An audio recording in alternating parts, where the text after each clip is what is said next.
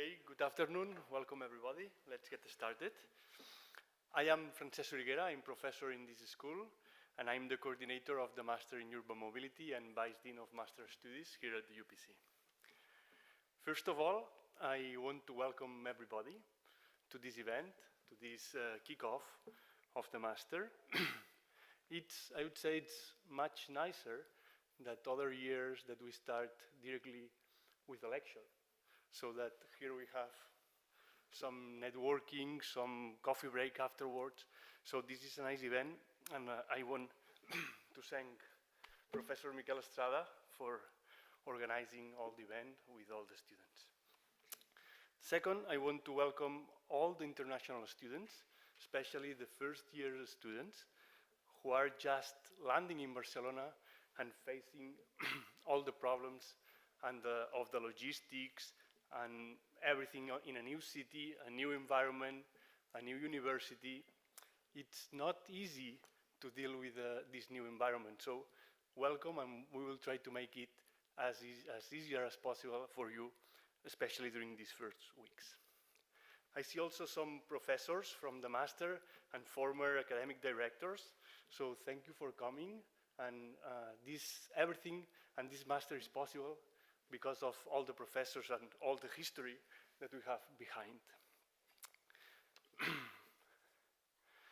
Next, I would say that I'm glad to see that the community and the Master is growing. So we are almost 60 students this year, and people come from 5 continents. So probably it's the first year where we have representation from almost every part of the world. So it's a very vibrant community, very international. I see every year that there are a lot of activities, of extracurricular activities that happen during the course. And this makes this Master, year after year, more vibrant, more lively. So I would say that the Master in Urban Mobility is livelier than ever has been before. So thank you for choosing the UPC, and thank you for choosing the Civil Engineering School for your Master studies.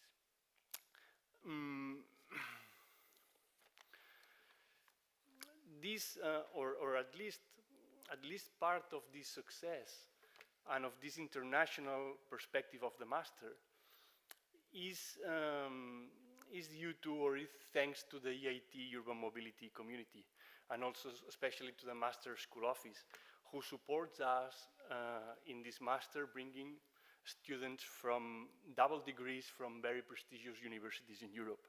So also thank you to the EIT Urban Mobility, and again to the Rector Delegate, Professor Estrada, who is dealing with all this. Finally, and as a closing words before giving the word to other people here, I would like to highlight also the diversity of this Master. We have students from very different backgrounds.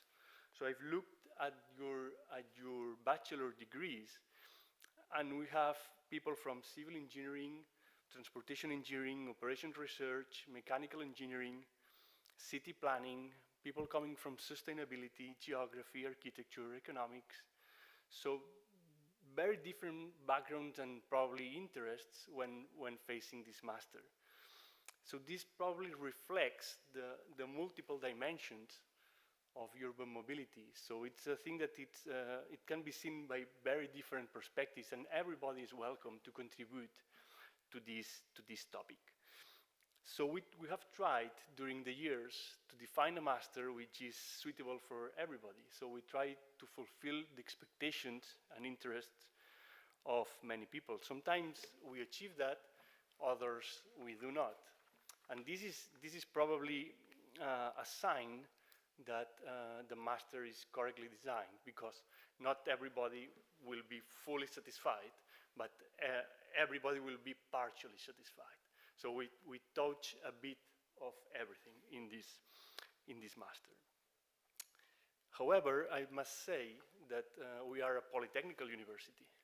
So students who choose the UPC know that this university is probably biased or focused towards the technology or the engineering part of transportation more than the other disciplines.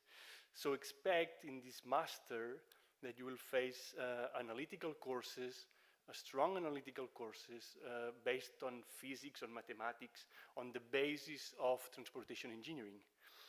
And I think that this, from some years now, this has made a clear distinction of the students who have taken the Master in Urban Mobility in UPC in contrast with other possible destinations. So it's a clear sign of the UPC community, this analytical approach to transportation engineering. Nothing else. I just finished my welcome, encouraging you to study hard this semester, to take as much profit as you can from your professor and from your courses, and desiring that you have a lot of success in this year or 2 years in this master. So you're very welcome. Feel you at your home, and we'll try to help in everything that we can. Now, after my welcome, I will give the word to Professor Miquel Estrada, who is the Rector's Delegate for the EIT Urban Mobility, who will present our speakers today, who will give the opening lecture for the master, Dr. Sergio Olliete. Thank you, Francesc. Welcome to Barcelona. And I would like to add in this welcoming speech, the people that are joining this event remotely from the different universities that belong to the EIT Urban Mobility community, from Sweden, from Finland, Italy, Belgium, Lisbon, or Portugal in that case. So welcome. If you this event is broadcasted, okay, by YouTube. So welcome again. And if you have questions, you can use the chat, okay, in order to write down your questions, your suggestions, and we are going to read. Well, as Francesc said, okay, our main challenge in this master is to provide you all this analytical background, okay, the analytical tools and insights in order to do your best in your professional activity, okay, just considering the different perspectives of the urban mobility. However, we would like also to close the gap between academia and the main players, okay, in the urban mobility ecosystem. And every year we invite a keynote speech in order to welcome you here. And for me, this year it's a great pleasure, okay, to welcome Dr. Sergio Olliete Josa. Sergio Olliete is a former student, okay, of this civil engineering school, and right now is the head of Unit for Sustainable Transport and Urban Development at the European Commission's Directorate General for International Partnerships. He's a civil engineer, and Mr. Olliete Josa holds a PhD in transport engineering and infrastructure from the UPC, and holds as well a DESS in urban planning from the University of Montreal. He joined the European Commission in the delegations to Cape Verde, Sierra Leone, Guinea, and Cameroon, where he spent more than 15 years and gained extensive experience in international cooperation in the field of transportation infrastructure.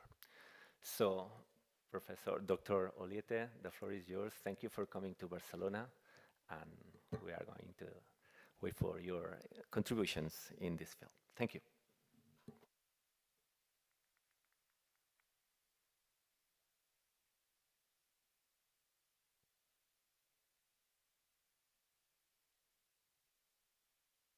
Okay, perfect. So thank you, Miquel, for the introductions. I'm very happy to be back in Barcelona. As you said, I studied here civil engineering. Some years later, I did my PhD here also in transport engineering. And I'm currently based in Brussels. I work for the European Commission. I'm not a professor, I'm a doctor, but I'm very happy also to be connecting what is the practitioner world. So what we are our work is basically of implementing projects with what is done in the university, it's very important to strengthen these links with the universities, because it's here where the knowledge is produced, where it's shared, and it's very good for us to understand what the research and the proposals that come from the university. First of all, let me say that a few words about the European Commission. The European Commission is the executive arm of the European Union.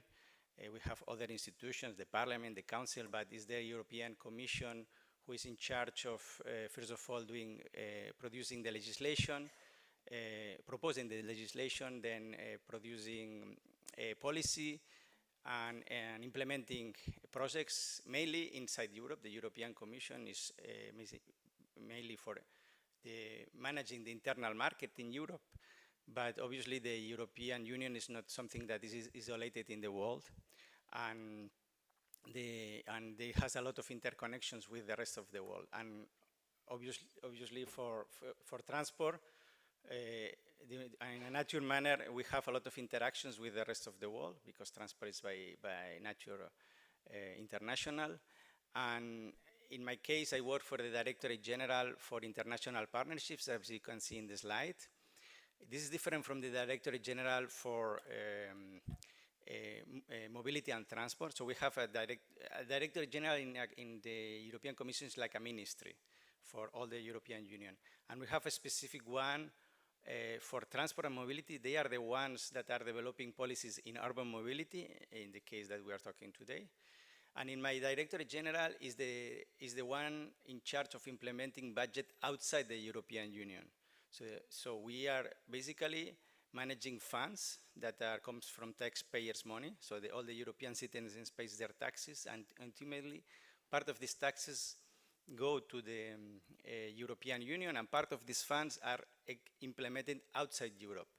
It's what traditionally is known as official development aid. And basically, in my Directorate General, we cooperate with countries in Latin America and the Caribbean, in Sub-Saharan Africa, and in Asia and the Pacific.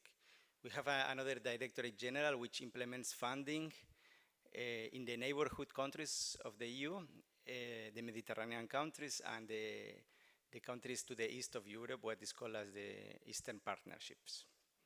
So I wanted to explain a little bit, because in my unit, we are in charge of sustainable transport and urban development, but the main developers of policy are this other DG. In the case of urban development, we have also a DG which is called DG Regio. And what we are doing is to translating these internal policies to the external action. So let me start with the presentation. Just to show you here this picture is in Maputo, is the railway at the Maputo Central Station. At the moment, with the commuters were arriving in the morning to move, to changing from the rail, coming from the surrounding areas of Maputo to the city center, where they are changing to the bus.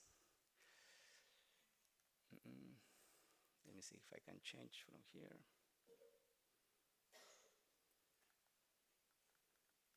No, for the moment. We didn't test it.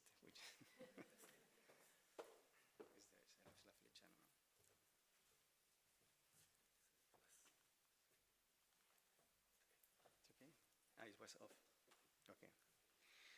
Okay, so I already heard in the introduction that many of you come from many different parts of the world, and perhaps what I'm going to explain is not a surprise to you, but I would like to start it by explaining a bit the urban challenges in the global south, especially for the ones that come from the industrialized world, in particular from Europe, which have quite different realities from what you can find in the countries where in our DG we work. And I wanted just to start reminding that 70% of the global greenhouse emissions globally come from cities, and this is an important reality. And in addition of this global greenhouse emissions, 25% come from the transport sector. In addition, cities is not only a an issue of that we have to tackle climate change. It's an issue that that 80% of the GDP comes from cities, and these cities need to be functional, because if they are congested and they are not working, all the rest of the economy in many of these countries in the global south is not, the rest of the functionalities are not working. In addition, according to the estimates, in addition, the 56% of the world population is urban, and most of the population growths are happening now in Africa and Asia, when these are already the regions have started to have the biggest megacities, which are quite difficult to manage. And it's important to remind that why these urban centers in the global south are growing a lot. Many cases it's because of people moving from rural areas or from the zones of conflict to the looking for new opportunities for safety. But the cities are not capable to absorb these movements of people, and they are normally settling in a disorganized way with lack of planning, and it's creating important problems to of management. And then specifically to the topic that interests us, which is urban mobility. One of the important characteristics of the cities is that despite what we could think, they have the lowest motorization rates in the world. For example, in Lagos, you have around 50 private vehicles per 1,000 people, while in Germany, you can have 700 private vehicles per 1,000 people. But at the same time, the cities are congested. So this is an important factor to take into consideration and for us when we intervene supporting those cities, because it's clear that even if in Europe it is already very clear for us, but even for the global south, it's even more important to understand that mobility cannot be solved by private vehicles, because the cities are already congested and the only solution is public transport. Four peculiarities of the cities where IMPA works, and I'm sure you're also very familiar, some of you, with this. First of all is the modal share. The main 70%, as you can see in this chart, of people in those cities, the main mode of transport is walking. And important is public transport, and as I say, just now the particular vehicle is still a very tiny part of the modal share on those cities. One important aspect, for example, that we see in our work is that now that we are in Europe favoring active mobility. In Europe, we tend to first of all think to propose cycling or other soft modes. But in cities in the global south, is very basic, is walking. So there are not walkways, sidewalks in the streets, and this is people walk in the middle of the place where the motor vehicle space are using, in the streets. And this you can see in the picture you have just on the bottom of this chart, that basically you don't have, as I'm saying, walkways, and the urban space is used in an irregular way with a lot of markets and vendors that are the only means of subsistence is by selling food or small items in the streets. Another characteristic is on the right side is the informal transport, the paratransit, which is well, it's called paratransit. Is many of this public transport is really fragmented. It's managed by private companies with poor conditions, also poor conditions for the employees of these companies, and informal transport is one of the big challenges we have to propose improvements to the public transport in the global south.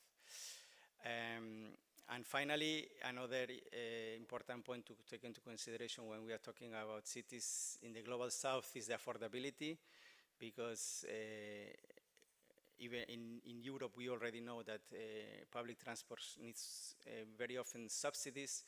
In the global south, it's the same difficulties, but in addition, the countries don't have enough fiscal space to subsidize public transport, so it's an issue that we look at this, and I come back to this later, have to be seen in a special way, and that's why the European Commission supports urban mobility in those countries. And employment is a very important thing.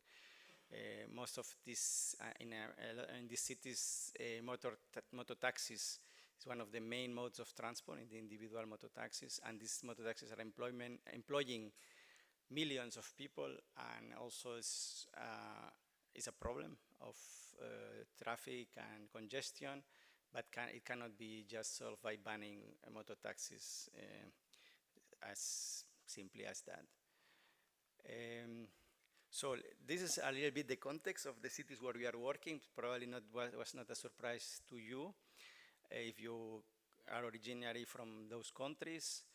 Let me now move to what are the policies of the European Union. First of all, let me talk to you about the Global Gateway. The Global Gateway is the policy, the strategy of the European Union to implement projects outside Europe. Is what we call our connectivity strategy. And this, the Global Gateway is basically a change of paradigm. First of all, is something that for us, for the European Union, is that we work with partner countries. So outside Europe, in Africa, Latin America, we work with the same values as we were Europeans. So the principles of fight against corruption, of good governance, of democracy, we don't negotiate these principles, and we don't want to sacrifice them. It's not because we can go faster, because if we don't, for example, in the tendering process for a new infrastructure, that we are going not to do it properly in an open way, in a transparent way, etc. The second important feature of the Global Gateway is that we reconcile what is the traditional official development aid to fight against poverty, reduce inequalities, achieve the objective of reduction of emissions. But we continue to do when we support countries outside Europe, but at the same time, as I'm saying, we reconcile it with the promotion of the competitiveness of the European industry. This is an important change for us, because it means that we are not helping countries outside Europe only on a philanthropic base, if I can say like that. We are also looking for the competitiveness of our businesses. And it is, as it says in the next point, it's because we are convinced that by doing this we are more efficient. We can help better our partner countries and help ourselves, is what it says here, these win-win partnerships. And finally, the Global Gateway is also the recognition that Europe has a lot of public funds that can be used to support countries outside Europe, but these funds are still very few compared to the infrastructure needs, in particular in Africa, and we need to be very strategic where we are investing, and we cannot support everywhere. So with these limited public resources, we need to identify the most strategic and multiplier investments. Another point of the policy is, I say before, the European Union the European Commission has this Directorate General for Transport and Mobility, and what we do outside Europe is heavily inspired what we are doing in Europe, and this is important for you to know. Probably in the last year of the master, you were not saying that because it's brand new, the revised TNT regulation. And in this revised the TEN-T is Trans-European Networks. And here you can see the map of the main corridors that are in Europe, connecting the countries and connecting the cities, because in the revised TEN-T regulation, there is a strengthening of the role of cities, as I said, as engines of development. And in this respect, this regulation has identified 431 cities as urban nodes. Here you see some of them, but not all the 431. Here you see only the main cities like Barcelona or Madrid or Brussels, but there are more. And what is obligatory now in Europe, that these cities that are along these corridors have to produce a sustainable urban mobility plan, and they have to report to the European Commission about the progress they have in this sustainable urban mobility plan. Here, well, if this presentation is shared with you, you have the links, but otherwise you can Google to understand better what is a sustainable urban mobility plan and the guidelines to implement it. And you will see why I'm explaining that for Africa in particular. And the third thing I wanted to say about policy is that just a little bit technical, but also good for you to know that for the funds from the European budget that are implementing outside Europe, the instrument we have is the INDICI Global Europe, and you see in green. INDICI stands for Neighborhood Development and International Cooperation Instrument. This is 80 billion for the period 2021-2027, and these are grants, these are subsidies. And what we do with these grants for these urban mobility projects is that we blend them with the loans from the financing institutions like the European Investment Bank, French Development Agency, German Bank, etc. And this is a way, and I will come more into detail later, how we, with our grants, we are subsidizing urban mobility projects outside Europe. We're also putting some of these grants aside to de-risk investments as collaterals. So we are having these budgetary guarantees that are useful, for example, for bus operators if they want to buy buses, but they have a risk in the demand, etc. The loans that they receive to buy these buses can be guaranteed by us to reduce the investment in case the revenues they're getting from the operation are not enough for reimbursing the loan. And on this orange square also, this is a very important part of our work. It's the pre-investment technical assistance. So in addition to investing in urban mobility projects, we are also providing a lot of support in the form of institutional support for shadow operators, for preparatory studies, reforms and regulations. Shadow operators, it means technical assistance by another operator. For example, a railway operator in Europe that is helping a railway operator in Latin America. So this is where I talk about the Global Gateway, about the Trans-European Network, and about the European Fund for Sustainable Development. These are the three main policy instruments that you have to understand for our action outside Europe. And then these instruments are then channeled through different ways at country level. So we have cooperation, for example, here you have examples with Kenya or Senegal, with Cameroon, with Vietnam, with India. I just put some examples. This is cooperation we have individually with some countries. And we have special programs with them. I will come later to explain some of these examples. Then we have cooperation at regional level, and this is where, and I will explain you also an example which is quite inspired by the Trans-European networks, because, for example, with the African continent, we share our experience we have of building the European Union, and we are trying to support Africa also to develop a good corridor strategy. And then also globally, we have multi-country facilities, and I'm going to explain a little bit later what are one of these facilities, Mobilize Your City, but we have also in Latin America, which is Euroclima Plus, and we have one in Africa which is called SSCTP together with the World Bank. And finally, but this is more recent, also we are doing projects outside Europe with research programs like Horizon Europe and this EBRT 2030, which you participate here in the UPC as part, and the city of Barcelona as part of the consortium. But there is also a project in Bogota for the Transmilenio on this Horizon Europe. So I'm going to show you of the example I just explained. What for us is the Global Gateway flagship for urban mobility.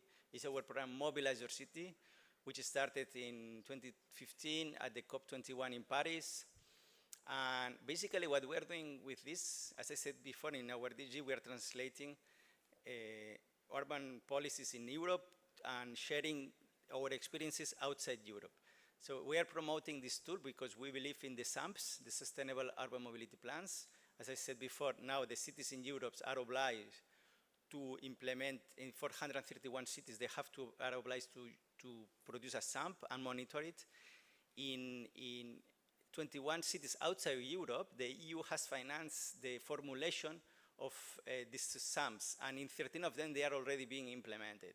In addition to the SAMPs, we are, let's say, in another scale, there is also what is called as National Urban Mobility Policy and Investment Programs, the NAMPs, which through this program, Mobilize Your City, we are financing 6 different cities around the world, and now I don't remember which ones are here. Probably you can see it in the map, but otherwise, if you Google Mobilize Your City, you can find the names of these countries.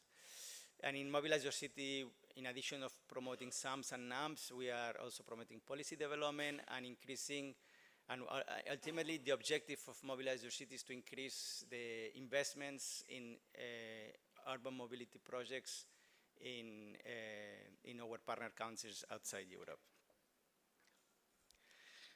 Just to finish, then I will explain some concrete examples. For example, with Mobilize Your City, we are working in Puebla, in Mexico, through BRT. If you don't know yet what a BRT is, it's a bus rapid transit system that basically is a bus that has a segregated infrastructure and helps to move, has a great capacity of moving people. So we have this project in Puebla, also in Guadalajara, which is not, in this case, not about developing a SAMP, but about improving the digital systems. And for Colombia, which is one of the 6 countries I said before, there is the NAMP, which includes the development of a national EVs program, promotion program. This is through Mobilize Your City LACIF, which means Latin America and Caribbean Investment Facility. So when Mobilize Your City is more about institutional support and soft measures, so the orange square that I showed before. In LACIF is about investments, and in Costa Rica we are supporting the government for the purchasing of electrical vehicles. In Mexico and Peru we are supporting for the preparation of BRTs, these bus rapid transits, and in the Dominican Republic we are working on together with the French Development Agency in the extension of the metro line of Santo Domingo. In Africa, as I said before, we are working at regional, at continental level, and we are inspired by our trans-European networks. Africa doesn't have a policy of corridor management or continental policy as we have in Europe. In Europe, it's a legislation even. It's not even a policy. All the members in Europe have to respect this policy on the trans-European networks. But what we are doing is to support Africa to develop a policy on corridors.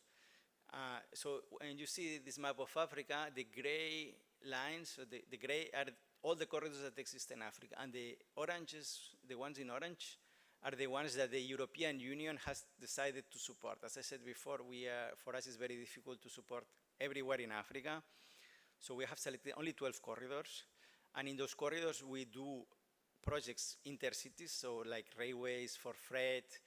We are supporting the improvement of port management. We are building railways, roads, etc. But also we are doing projects, urban mobility projects in the urban nodes, in the urban centers, a little bit like we do in Europe. And here I have chosen two examples. One is a BRT electric, so with electric buses in Dakar, which is a project led by the European private sector by a company called Meridiam, with funding from different banks, including the World Bank for the infrastructure. And in addition to the bus, they asked from INPA, INPA is the Directorate General for International Partnerships, is the abbreviation of the Directorate General where I work. So we don't want to forget the poverty reduction aspect. So accompanying this BRT, we are having a project of feeder lines. So the buses that are going to the BRT, which are entering into the poorest neighborhoods and really needs subsidies to be developed. And in this case, these feeder lines are gas buses. In Nairobi, also it's a Team Europe project. So we have the European Union, European Investment Bank, French Development Agency. And here our objective is to subsidize greener technologies. So the different gap between buying diesel or hybrid buses and to favor the development of electrical buses, so the greener technologies. So the project in Nairobi is still at infrastructure phase, while the project in Dakar, the infrastructure is almost finished and will start to operate soon, this BRT. Then, of course, we can debate more because I know that in the school you look at a lot of these electrical buses and the batteries and the difficulties to implement this kind of projects. And that's why my last slide, again, INPAS is international, it stands for International Partnerships.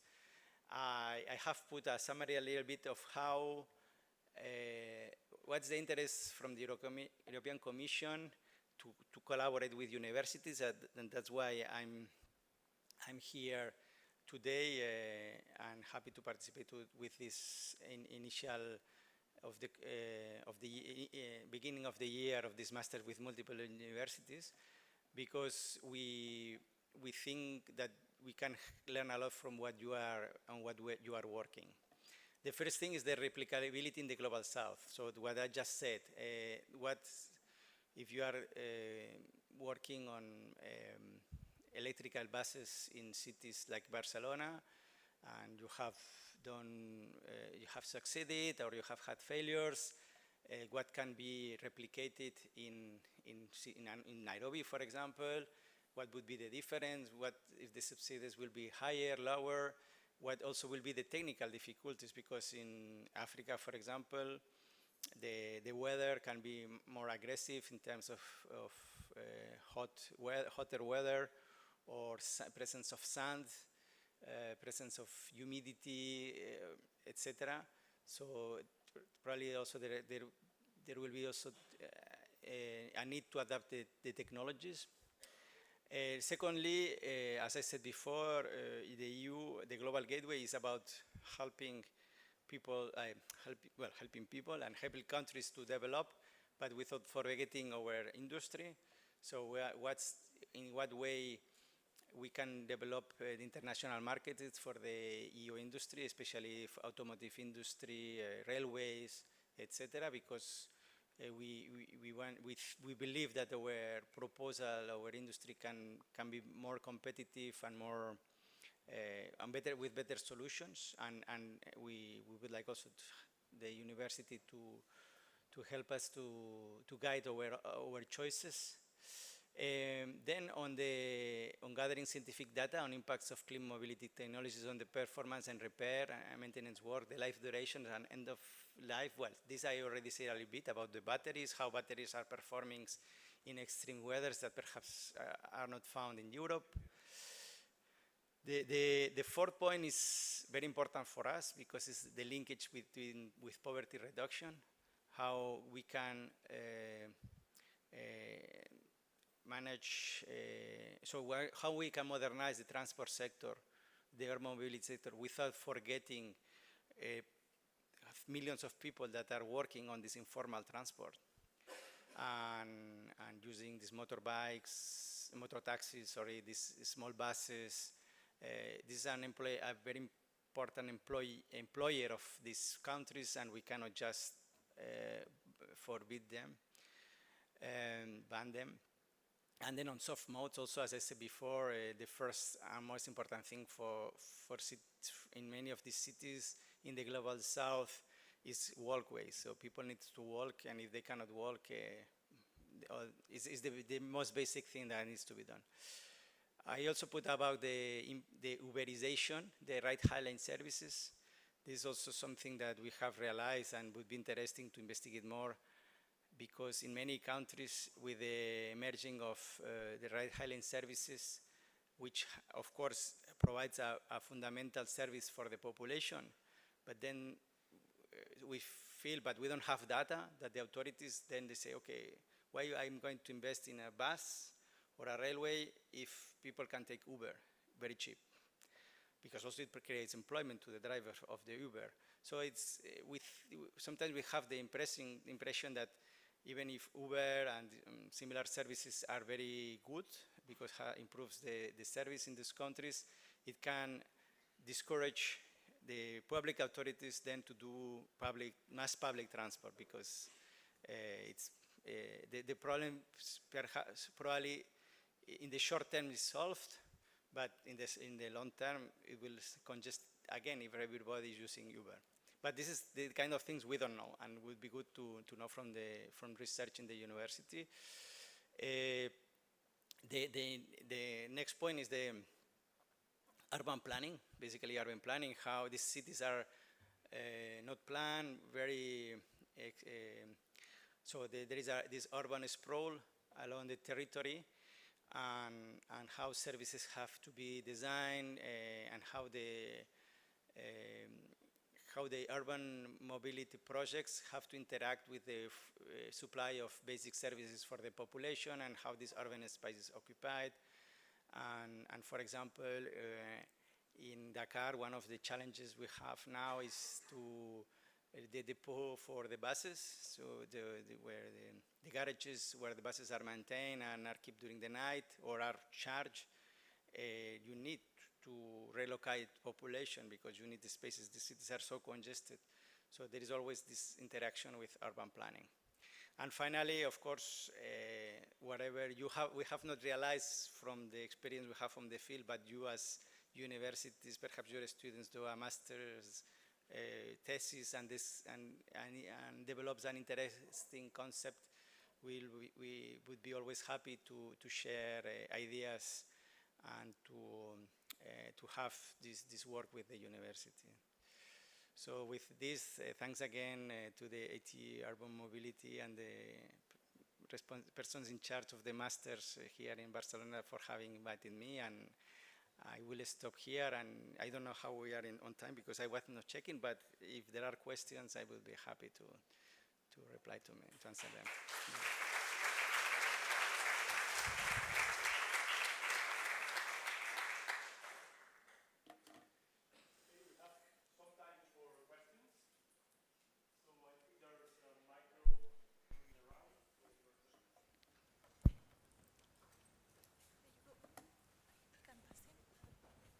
Hi, test.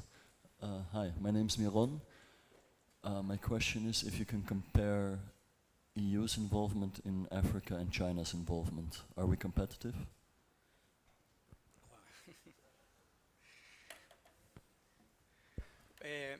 I think, well, there are the official narrative and what you see in the press, also what is my own opinion. And since I have been also closely linked to research and to universities, I will give you my personal opinion. And I think, for example, in the case of Africa, the infrastructure needs are so high that everybody should be welcome and we should not compete. We should work in a coherent way and complementary way with the Chinese. As one of the facts that I showed with my thesis, because I did it not long time ago, many years after I finished my master, by the way, is that I found that in Africa, for example, what was invested on transport at the times of the colony and the years after the colony was, in relative terms, was very high compared to, as a proportion of the budget of the governments. While now in Africa, with the increase of the population, there is a lot of needs in social needs, education, health, and people needs is what they are asking. So in Africa, the infrastructure gap is increasing because there is no enough capacity with the national revenues to supply enough mobility means to everybody. So for me, we should have the Americans, the Chinese, even South-South cooperation, India, Brazil. Everybody should be supporting, especially the countries that are lagging behind. But the problem here is under a level playing field. What we find as Europeans is when we try to support Africa with infrastructure projects and say, okay, we have our buses that cost, I don't know, X, and then the Chinese come and they propose it by Y, but they are 50% cheaper because they are subsidized by the Chinese government. Our companies cannot compete. That's the problem. I think we need to improve our dialogue, and that's a little bit and also so there should be a fair competition. But I think the competition is needed, and it will only be beneficiary for those countries.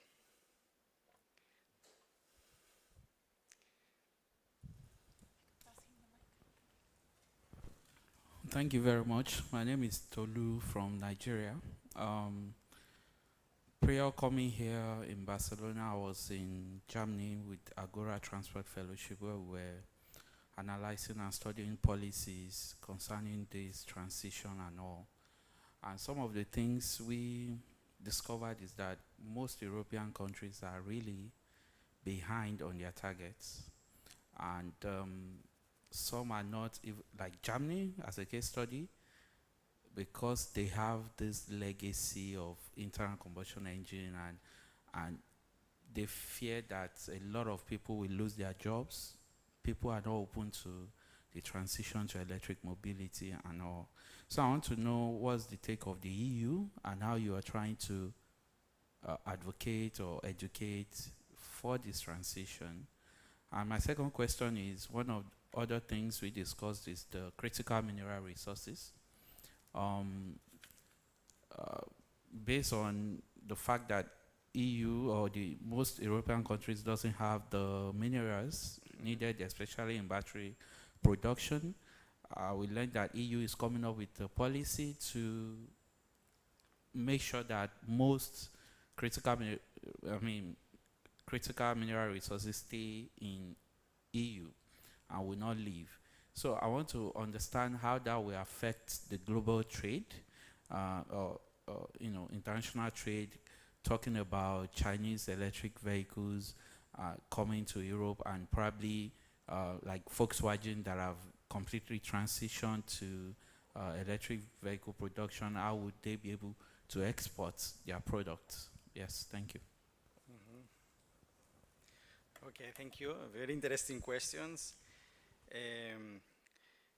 I have to say that I'm not an expert in the internal market of the EU, but what I can say on the transition from the internal combustion engines to electrical vehicles, I can talk you about the implications outside Europe, because what is really what we have observed from our Directorate General is that while that we need to improve the coherence of our industry, of what we were doing for the internal market and looking at the external market, because perhaps Europe is ready for the electrification of the fleets, the full electrification, but in Africa, many countries, they are far from, well, Africa, probably other regions of the world, far from being ready for this electrification, and probably the internal combustion engines, diesel, but even gas and other kind of motorization is still needed. And we think that the industrial policies in Europe have not fully understood what is the international context. But with the new commission, as you know, perhaps I should have said it before, we just elected, we had elections in the parliament in June, and now we will have, President von der Leyen will continue, and we'll have a new commission. And when you read the political guidelines of the new commission, it's starting to look at this, okay, we stopped doing internal combustion engines in Europe, but perhaps for outside Europe, there's still a reflections to be done. Perhaps for the transition will be longer, and these cars are needed for longer time, and also for these issues of affordability, and also how these electrical vehicles can they be maintained in Africa in the same conditions. Also the charging stations in many African cities, they have even difficulties to electrify the full city, etc. So for me, I cannot tell you about the internal market, but certainly what I can say is that if you look at it globally, perhaps there is and there will be changes now, because reading at what has been said. And on critical raw materials, also we are involved in our DG, especially in end-of-life vehicles, because of course Europe, so there is it's a very difficult equation. Some of these vehicles in Europe can be exported because they can still be used outside Europe, and can provide a very service of good quality. But while you are exporting them, you are also exporting a lot of minerals that are in the vehicles that could be recycled and reused in Europe.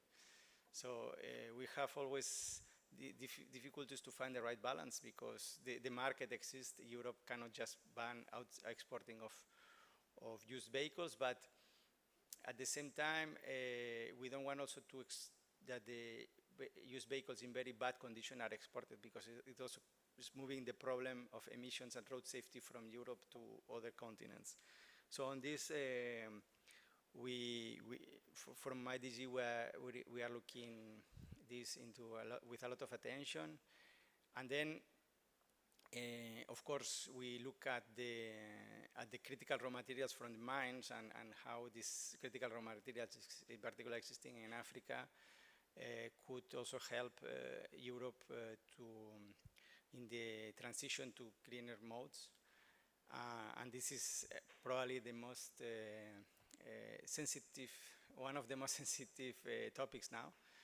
But what is clear for us is when and at least from in what I'm in charge, which is transport, is that if we cooperate or we partner with African countries to import critical raw materials from Africa to Europe for helping with our transition, it cannot be like it was done in the colonial times, just without leaving any added value in the countries, without developing the societies.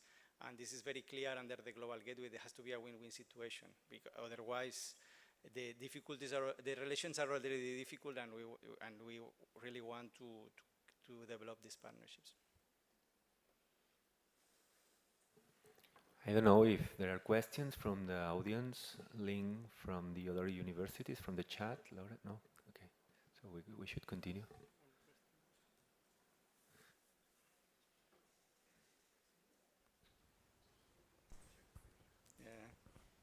Well, thanks for the presentation.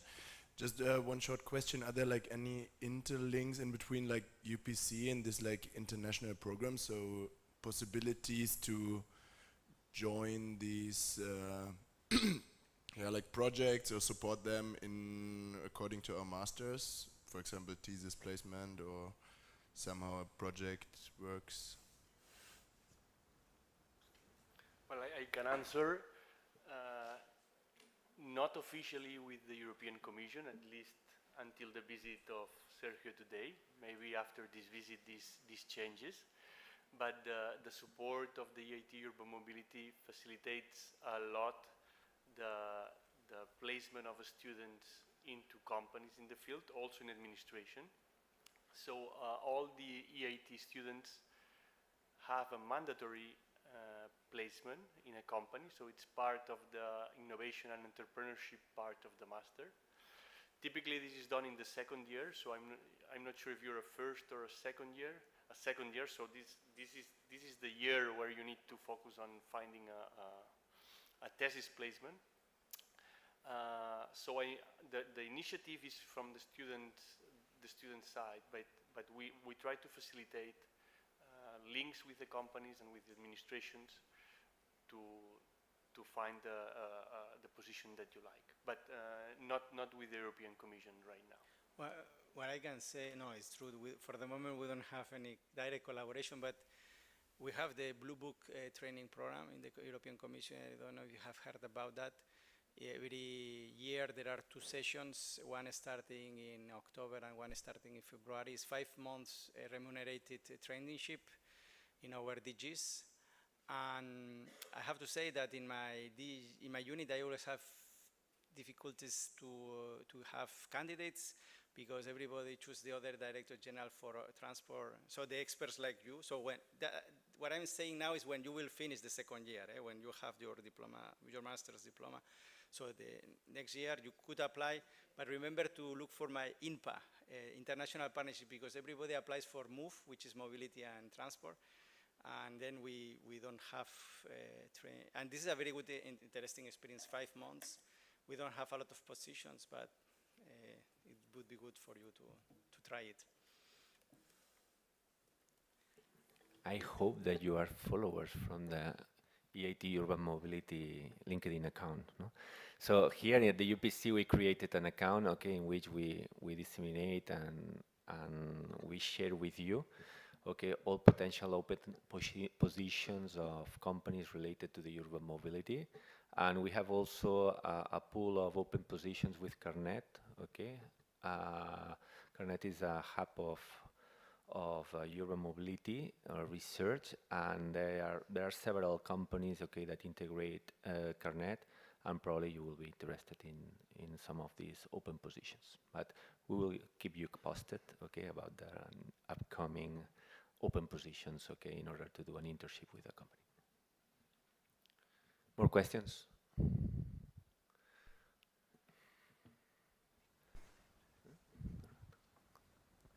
Hi, my name is Gabriel from Montreal, Canada. I was just wondering, like, if you had any more stats for the modal share that you showed about Global South cities, because a 70% walking share is, like, from my point of view, pretty good. But actually, like, for sure, it depends if it's like 2 hours of walking to get to the job and things like that. So I was just wondering if you had more stats about that. I can try to get you these details through the master, but indeed, of course, if it was a European city, it would be a dream. But no, the problem is that it's very long distances, under very bad safety conditions, because they are walking on the street, not walking on the walkway, and it's because the 70% they cannot afford other means of transport. That's the sad reality.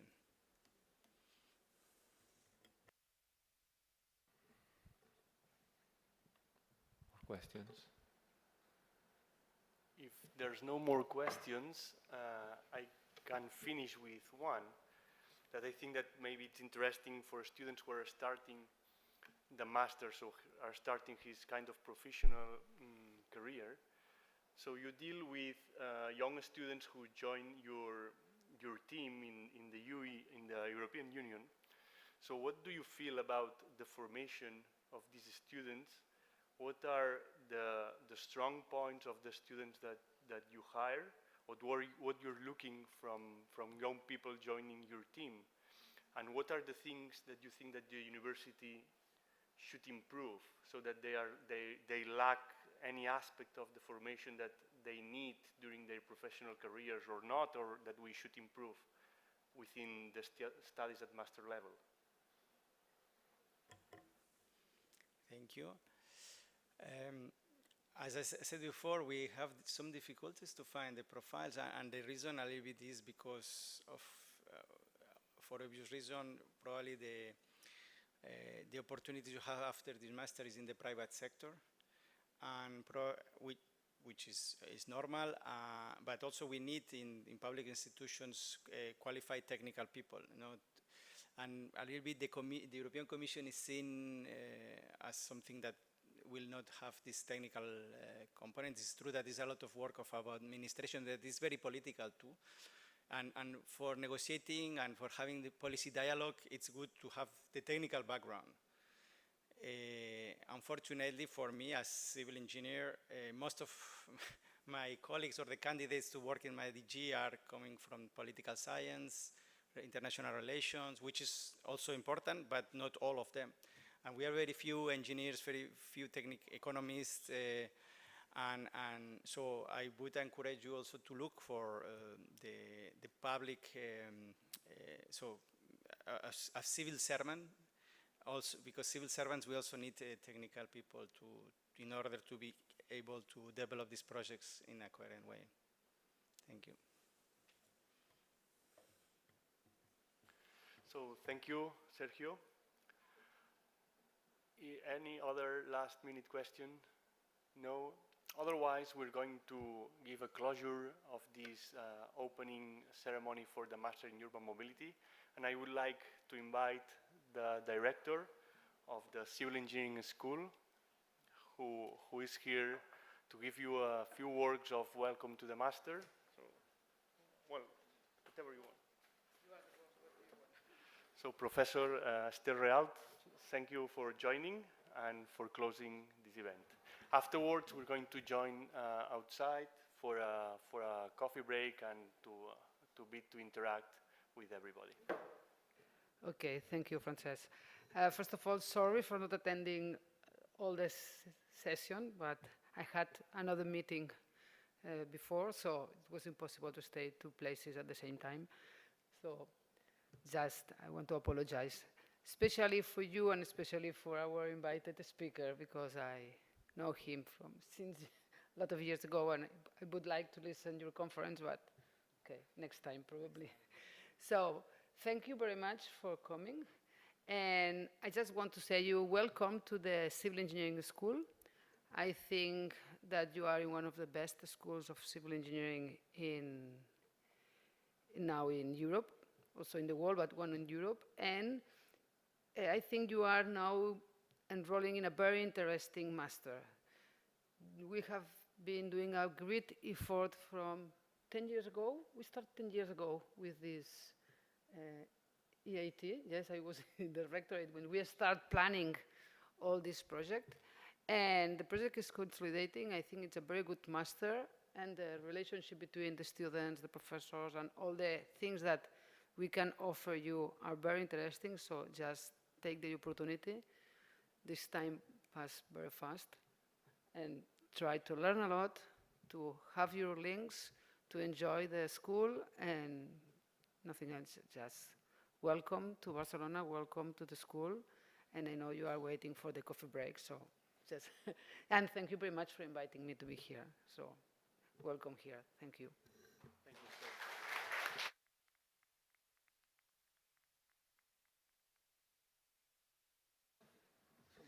Classes are not cancelled, okay? They will continue from 4 to 5 p.m., okay? And thank you, Laura, thank you, Albert, and thank you, Fefe, for your collaboration in the organization.